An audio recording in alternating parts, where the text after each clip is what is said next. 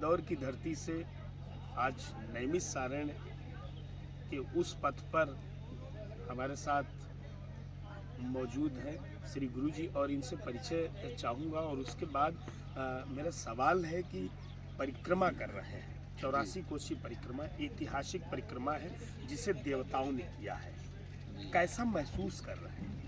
पहले तो मैं सभी को जय श्री कृष्ण कहूँगा। समस्त देशवासियों को मैं आचार्य गोपी नंदन ठाकुर मेरी ओर से सभी को जय श्री कृष्ण, और सबको यही आग्रह करूँगा कि इस वीडियो को ज़्यादा से ज़्यादा लोगों तक पहुँचाएं, क्योंकि इसमें आपको ऐसी दिव्य बातों का गुण रहस्य पता पड़ेगा कि नैमिषारण्य क्या है। तो सबसे पहले तो गुरुदेव भगवान की जयकारा लगाना चाहूँगा। बोले सदगुरुदेव भगवान की जय, नैमिषारण्य धाम की जय। कैसा महसूस कर रहे हैं? कई पड़ावों पर गए, तमाम संतों से, गृहस्थों से, परिक्रमार्थियों से रामादल में मुलाकात हुई, आप भी मुखातिब हुए होंगे। कोई पैदल चल रहा है तो कोई गाड़ियों से चल रहा है, कोई भोजन बनाकर अपने पेट को तृप्त कर रहा है, तो कोई लोगों की सेवा कर रहा है। इस दृश्य को देख करके क्या विचार आया कि नैमिषारण्य है क्या, आखिर यहाँ ये सब क्यों होता है? नैमिषारण्य जो है वो 88,000 ऋषि मुनियों की पावन तपोभूमि है, और नैमिषारण्य वो धरा है जहाँ पर महर्षि दधीची ने अपनी हड्डियों का दान किया, और उन्हीं हड्डियों से जो देवताओं के दिव्यास्त्र हुए, और इसी धरा पर 33 कोटि देवता, 88,000 ऋषि और 3.5 करोड़ तीर्थों का वास है। तो नैमिषारण्य को शास्त्रों में उल्लेख आता है कि तीर्थ पर नैमिष विख्याता, अति पुनीत साधक सिद्धिदाता। माने तीर्थों में नैमिषारण्य श्रेष्ठ है।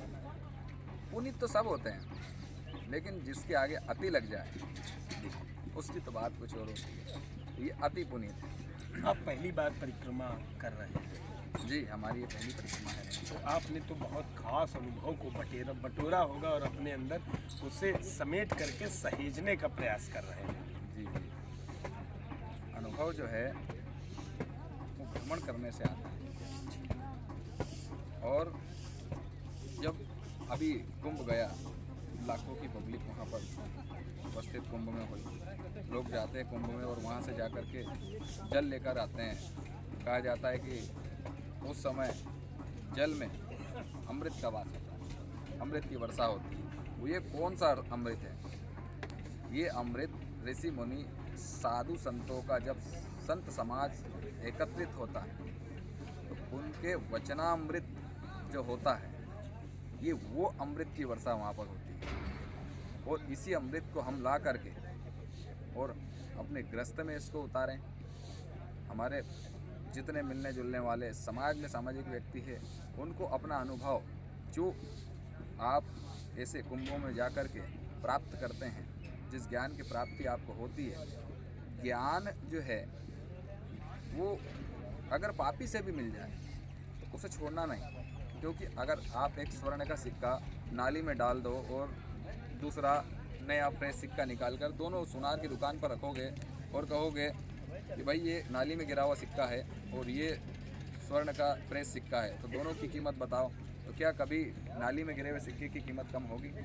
नहीं होगी। उसी प्रकार ज्ञान जो होता है वो ज्ञान अगर पापी से भी लेने को मिले तो ले लेना चाहिए, इसमें कोई संकोच नहीं करना चाहिए।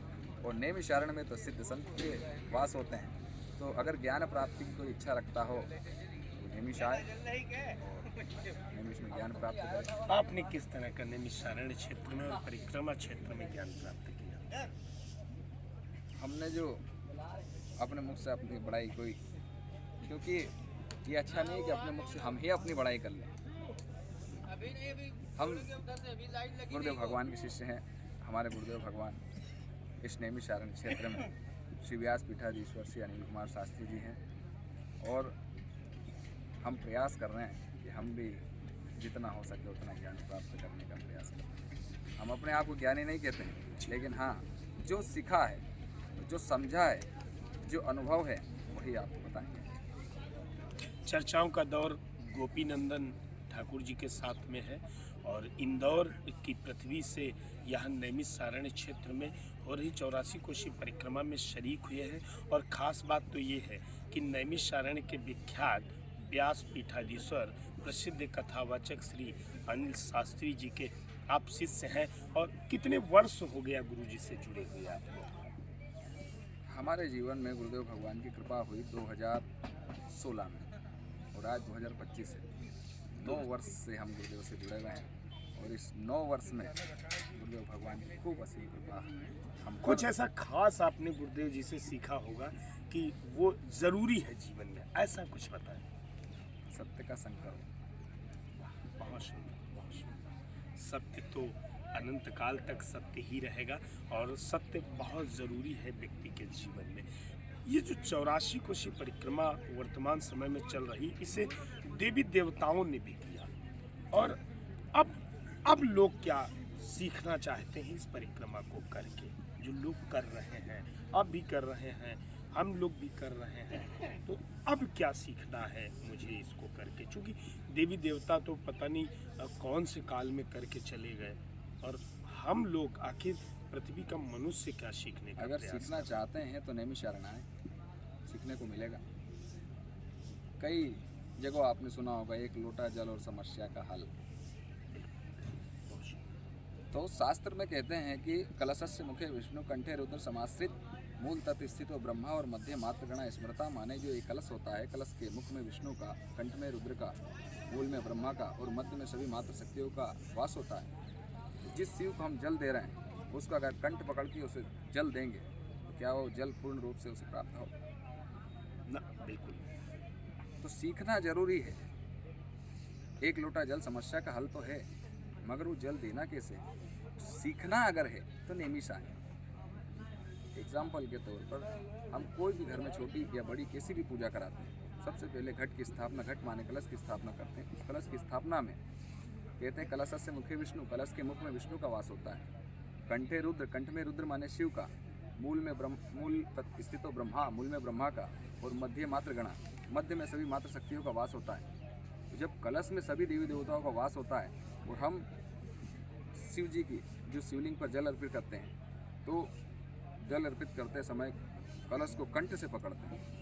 शिव को जल दे रहे हैं और कंठ से पकड़ेंगे तो क्या हमें 100 में से 100 मिलेगा? नहीं मिल पाएगा। 100 में से 20 या 10%, वो भी आपका भाव जुड़ा हुआ है तो मिलेगा। 80% कट जाएगा। तो छोटी छोटी बातें, कलश को सीधे इस प्रकार से पकड़ें। ये माला करते समय इस उंगली को अपवित्र माना गया तो हम बाहर ही रखते हैं। जल देना है तो इस प्रकार से जल दे करके पकड़ के कलश को और फिर एक लोटा जल यूँ भर करके और फिर ऐसे जल दिया जाए, जिससे आपको 100 में से 100 मिले। ये हमारी ईश्वर से प्रार्थना है। तो सीखना अगर है तो नेमिषा है। बहुत सुंदर। महाराज जी, जहाँ आपका घर है, जहाँ के आप रहने वाले हैं, क्या लगा नैमिष आकर के, क्या लगा कि यहाँ अधिक समय बिताना चाहिए कि वही मेरे लिए ठीक था? नैमिष में तो जितना समय बिताए उतना कम है और यहाँ बहुत अच्छा लग रहा है। महाराज जी, इस वेशभूषा में लोग तब आते हैं जब वो सारा कुछ छोड़ देते हैं। आपके मन में एक ऐसी विचारधारा आई कि आप इस वेशभूषा में गुरु चरणों में समर्पित हो? नैमिष में हर कोई नहीं जुड़ सकता है। नैमिष में जुड़ने वाला व्यक्ति नैमिष का ही पूर्व काल का कोई रह चुका, कोई ऋषि मुनि, कोई साधु संत होगा तो वही व्यक्ति नैमिषारण्य में आएगा। साधारण व्यक्ति का नैमिष में प्रवेश नहीं है। नैमिषारण्य से जुड़ रहे ऐसे संत महान कि जिनको अपनी आयु का स्वयं नहीं अनुमान। माने कहीं बाहर का व्यक्ति नैमिष में जुड़ता है तो हो सकता पूर्व काल का कोई वो नैमिष का ऋषि मुनि, कोई साधु संत रह चुका है, प्रारब्धवश उसका जुड़ाव नैमिष से टूट गया और जन्म हुआ किसी और देश में, मान लो इंदौर, मुंबई, महाराष्ट्र, राजस्थान, जहाँ पर भी, और उसके बाद में उसका प्रारब्ध पूरा हुआ तो जुड़ाव फिर नैमिष से हो गया। तो जो पूर्व काल में वो ऋषि मुनि कोई साधु संत था, वो जो कार्य उस पूर्व काल में वो करता था वही कार्य उसके प्रारब्ध पूर्ण होने पर वो निमिष में आकर फिर करेगा, सेवा का भाव रख करके, और यहाँ आके सेवा करेगा तो उसको अपना पूर्व काल का रूप मिल जाएगा। बहुत सुंदर महाराज जी। लोगों के लिए क्या संदेश है जो नैमिषारण्य को नहीं जानते हैं, और वो उनके लिए क्या संदेश है कि वो इस परिक्रमा में शामिल हों और परिक्रमा करें, या वो जिस जगह पर है वही उनके लिए ठीक है? क्योंकि आपने यहाँ के अनुभव को बटोरा है। अनुभव यही कहता है कि नैमिषारण्य जो धरा है, साधक सिद्धिदाता, अगर कोई साधना का भाव रखता है तो उसको सिद्धि प्रदान करने वाली भूमि है। और नम्रता विनम्रता होना अपने भीतर जरूरी है, और नम्रता और विनम्रता अगर देखना है तो निमिष में आए यहाँ के लोगों का जो स्वभाव है वो देखे कैसी विनम्रता है। चाहे उनके पास कितना धन है कितना नहीं है, फिर भी सब लोग कैसा जगह जगह पड़ाव पर लगे हैं लोग। और जो जिसके पास इतना पैसा नहीं भी है कि वो हजारों लोगों को एक साथ भोजन करा सके या चाय पानी की व्यवस्था कर सके, तो वो जितना उससे बनता है उनको फल की, उनको जल की, उनको नाश्ते वगैरह की जो व्यवस्था होती है वो करता है। तो ये जो नैमिषारण्य है, ये भूमि हमेशा दादा को जन्म देती, मतलब ये देने वाली भूमि है। यहाँ सिर्फ देने वाला व्यक्ति जो देता है वो दादा कहलाता है, और वो लेता है जो होता है। बहुत सुंदर महाराज जी। आपने 84 कोसी परिक्रमा की है और आप कर भी रहे हैं, वर्तमान समय में कई पड़ावों पर भी गए हैं। क्या कोई कमियां नज़र आई आपको जिनमें सुधार होने की ज़रूरत है? हमारे जीवन में हमने यही सीखा है कि कमी किसी की ना निकाले तो अच्छा है। हम तो सिर्फ अच्छाइयों को देखते हैं, बाकी जो है कहना नहीं चाहेंगे। सब अच्छा है, सब अच्छा है, सब अच्छा है। बहुत सुंदर। तो इंदौर से हमारे साथ में हैं गुरुजी जो अपने विचारों को प्रकट कर रहे हैं। और एक सवाल और बहुत छोटा सा है कि गुरु चरणों में बहुत सारे लोग गुरु नहीं करते हैं, किसी को गुरु नहीं मानते हैं, अपने ही माता पिता को गुरु और बहुत सारी चीज़ें। और बहुत लोग ऐसे भी हैं कि वो गुरु ज़रूर करते हैं और गुरु के सानिध्य में रह करके उनके द्वारा दिए गए मंत्रों का उच्चारण करना, उनकी पूजा करना और उनके नज़दीक रहना पसंद करते हैं। आप कैसा सोचते हैं? हमने तो अपने गुरु को नारायण ही माना है, क्योंकि शास्त्रों में उल्लेख है व्यासाय विष्णु रूपाय व्यास रूपाय विष्णवे नमो वै ब्रह्म निधिये वासिष्ठाय नमो नमः। माने जो भगवान वेदव्यास हुए वो नारायण के अवतारों में से एक अवतार वेदव्यास जी का है, और उन्हीं वेदव्यास जी के वंशज हमारे व्यास पीठाधीश्वर सद्गुरुदेव भगवान श्री अनिल कुमार शास्त्री जी हैं।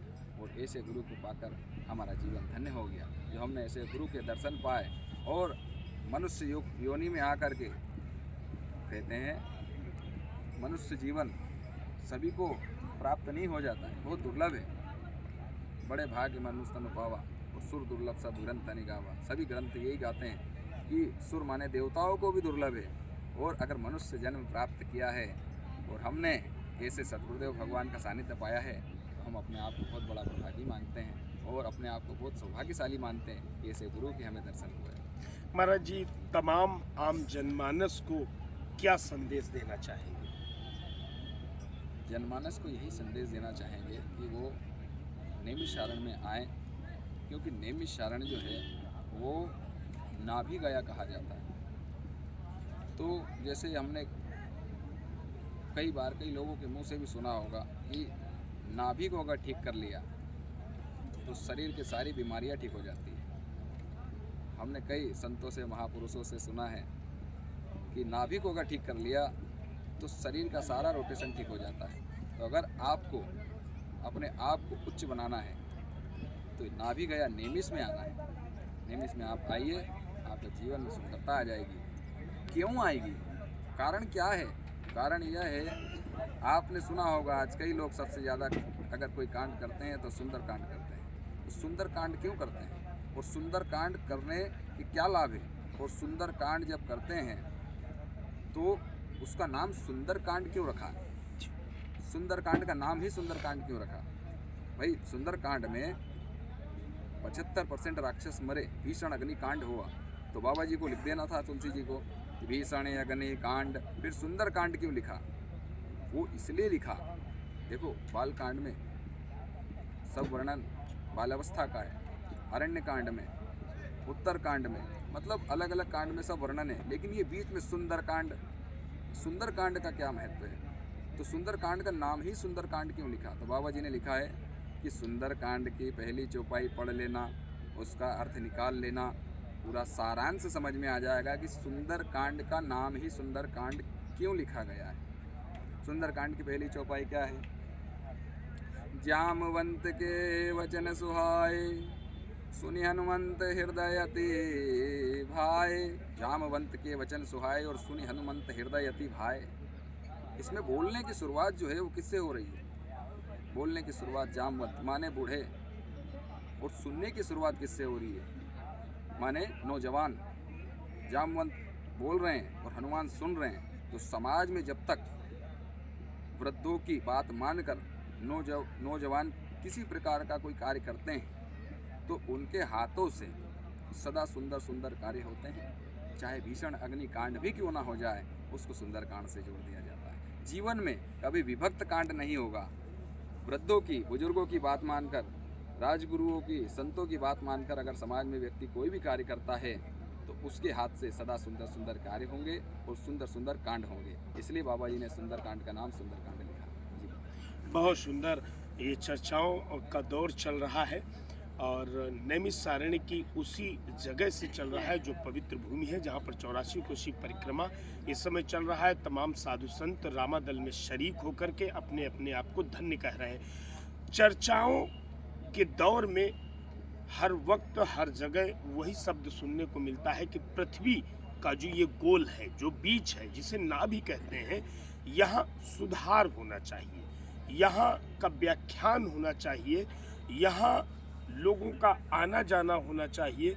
लोग यहाँ समझें कि नाभि क्या है, और नाभि पर विराजमान जिसे नाम दिया गया है नैमिषारण्य, जहाँ पर वेदों को लिखा गया है, जहाँ पर पुराणों को लिखा गया है, जहाँ से व्यास जैसे लोग हुए हैं जिन्होंने इस नाभि की चर्चा और पूर्ण व्याख्या को युगों युगों तक फैलाए रखने काटना चाहूँगा। आपने कहा व्यास जैसे लोग हुए हैं, तो व्यास लोग नहीं, व्यास देव थे। व्यास जैसे देव हुए हैं और जो धरा देवताओं को जन्म देती है वो पवित्र और पुनीत, अति पुनीत होती है। तो कहीं न कहीं यहाँ का विकास होना चाहिए और यहाँ लोग समझें उस गहराई तक इस नाभि क्षेत्र को कि ये वास्तव में क्या है, आखिर लोग यहाँ आते क्यों हैं, वो चाहते क्या हैं, देवता क्यों आए, उन्होंने परिक्रमाएं क्यों की, क्यों नैमिषारण्य में चक्र गिरा। ये अनसुलझे सवालों को अगर शासन प्रशासन या वर्तमान देश की और प्रदेश की सरकारें चाहें तो बहुत कुछ विस्तार भी हो सकता है और बहुत व्याख्याएं इसकी आगे भी बढ़ाई जा सकती हैं जो जन जन के कान तक पहुंचने के बाद में उनके हृदय और मन को पवित्र कर देंगे। गुरुजी, और कोई आपके द्वारा कोई संदेश अगर भक्तों के लिए हो? बस हम तो यही यूपी की सरकार से भी कहना चाहेंगे, बहुत सुंदर सुंदर कार्य यूपी में हो रहे हैं।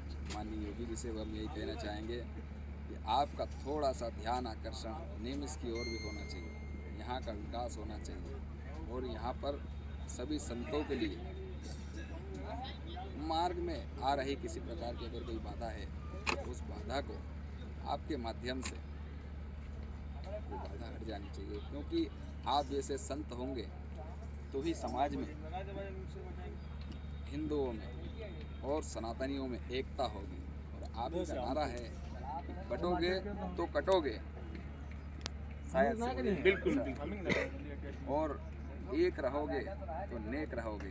तो हम भी यही चाहते हैं कि आप जैसा कह रहे हैं कि एक होने का, तो हम सबको एक और नेक करने का प्रयास करना चाहते हैं और आप भी यही करना चाहते हैं। तो आप नेमिस से जुड़ करके नेमिस की ओर ध्यान आकर्षित करके और नेमिस के विकास में अपना योगदान देवें, बस आपसे यही आग्रह हम करते हैं। इस वक्त में चर्चा के दौर से जुड़े रहने के लिए गुरुजी आपको बहुत बहुत धन्यवाद। जय जय श्री राधे कृष्ण। जय श्री कृष्ण।